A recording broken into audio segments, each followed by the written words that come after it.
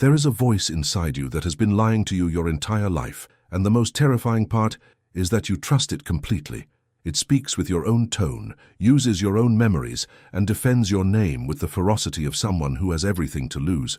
And it does, because that voice, the one you call I, is not protecting you, it is protecting itself. Most people spend their entire lives building a version of themselves they can live with. They carefully arrange the story of who they are, what they deserve, why they failed, why others are to blame. They polish this story every morning in the mirror, rehearse it in arguments, and present it to the world like a resume they never chose to write. This is the ego, not a villain, not a monster, just a very frightened architect building walls and calling them a home. But here is what psychology has been quietly uncovering for over a century, and what most people are simply not ready to hear. The ego does not exist to help you grow. It exists to help you survive. And those two missions are almost always in direct conflict. Sigmund Freud was the first to give this shadow a clinical name. He described the ego as the mediator, the part of the psyche that stands between your raw, primal desires and the cold, demanding world outside. It negotiates. It rationalizes. It makes excuses that feel like wisdom. But it was Carl Jung who went further and darker. Jung understood that the ego is not the whole self. It is merely the part of the self that believes it is.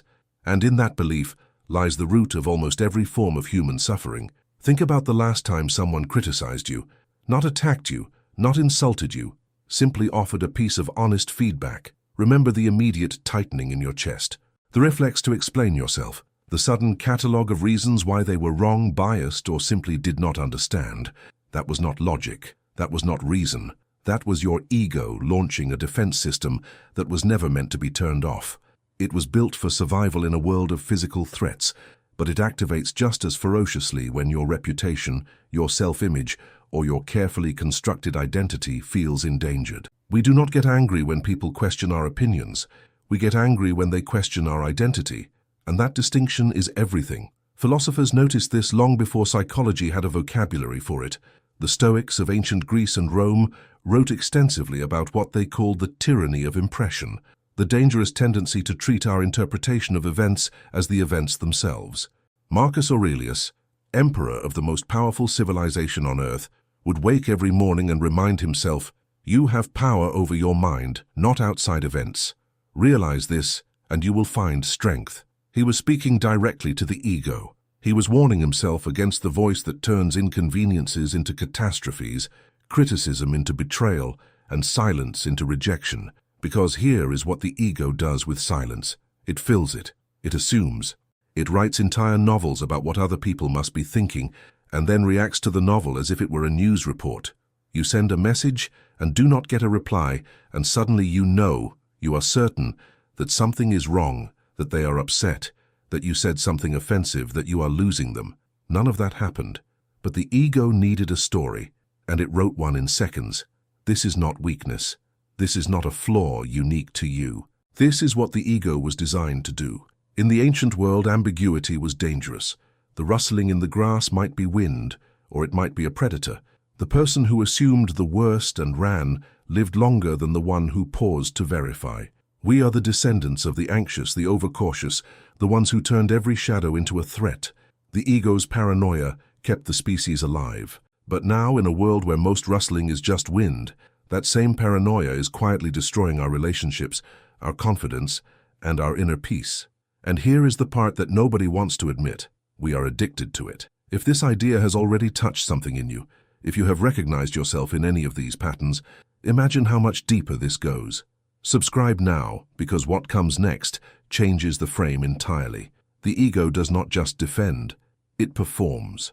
And modern life has built the most elaborate performance stage in human history: social media.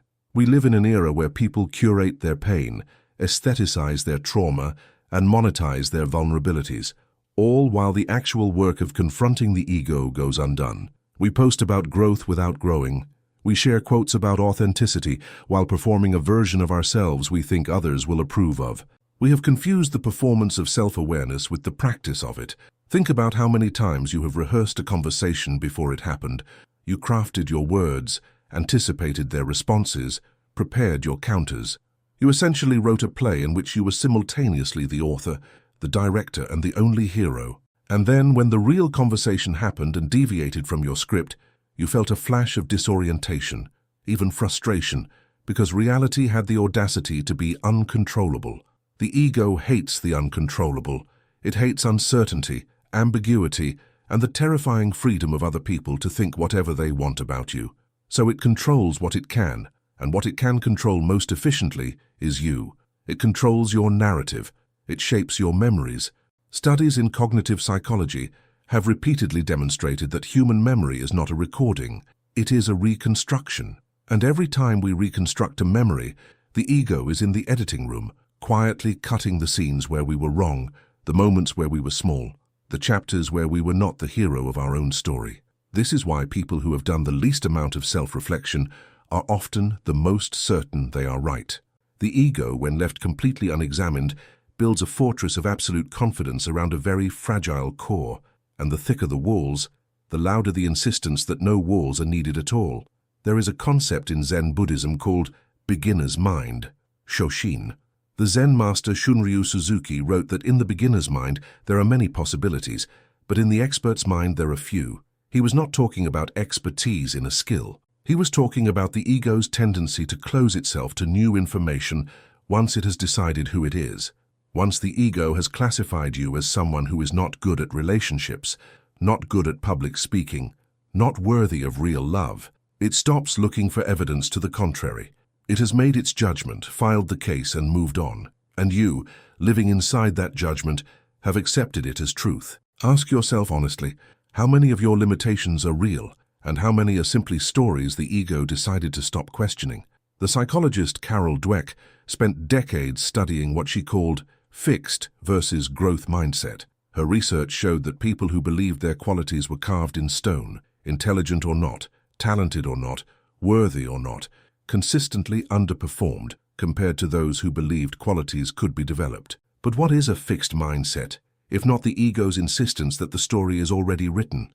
The ego does not want you to grow, because growth requires admitting you were smaller before, and admission to the ego feels like death. But there is a secret even deeper than this, one that psychology and ancient wisdom have been circling from opposite directions for centuries. The ego is not your enemy. It is your unparented child. Think about that. Every defense mechanism, every false belief, every wall the ego has ever built, it built them for a reason. It built them when you were young and powerless and needed protection you did not have. The child who learned that expressing need led to ridicule built an ego that never asks for help. The child who learned that love was conditional built an ego that performs endlessly, hoping to finally earn it. The child who was told they were too much, too loud, too emotional, built an ego that is quiet and contained and silently furious. You did not choose these patterns. You inherited them from survival. And then, one day, you grew old enough to question them. But the ego, that old and frightened child, kept running the show because nobody had ever sat with it long enough to tell it that the danger had passed. This is the work that most personal development skips entirely. It is easier to give people tools, habits, and hacks than to ask them to sit in silence with the most uncomfortable question of all. Who would I be without this story I have been telling about myself? The philosopher Alan Watts once said that the ego is nothing other than the focus of conscious attention. Not a thing, not a soul, a focus, a spotlight. And like any spotlight, it illuminates some things by leaving others in darkness. Most people spend their entire lives seeing only what the ego allows them to see, and calling that limited, curated light reality. Real transformation begins the moment you start questioning the spotlight itself. And here is the revelation that connects everything. Freedom is not found by destroying the ego. That is another trap. The spiritual ego, the enlightened performer, the person who posts about having no ego with all the pride of someone who absolutely still has one. Freedom is found by befriending the ego without being ruled by it, by learning to hear its fear without obeying it, by becoming the witness to your own patterns rather than the prisoner of them. This is what the great traditions, Stoicism, Buddhism, Jungian psychology, existentialism, have all been pointing toward, each in their own language. Not the elimination of the self, but the expansion of it. Not the silencing of the inner voice, but the development of a deeper one that can listen without reacting. When you achieve that, even for a single moment, something extraordinary happens. The person who insulted you no longer owns your peace. The silence in the text message is just silence. The criticism is just information. You can disagree without needing to win. You can be seen without needing to perform. You can fail without it meaning that you are a failure. You become for the first time genuinely free, not because the world changed, not because you built more walls or developed more strategies, or optimized yourself into a better performing version of the same old fear, but because you finally stopped mistaking the armor for the person wearing it. The ego is not you. It is the story you told to survive, and you, the real you, has always been the one telling it. Now you get to decide whether to keep reading from that old script or to finally put it down and speak in your own voice for the first time. If this journey has moved something in you, share it with someone who needs to hear it. Leave a comment with the one story about yourself you are ready to let go of. Subscribe, because this channel exists for exactly this kind of conversation, the ones that change you quietly, from the inside out.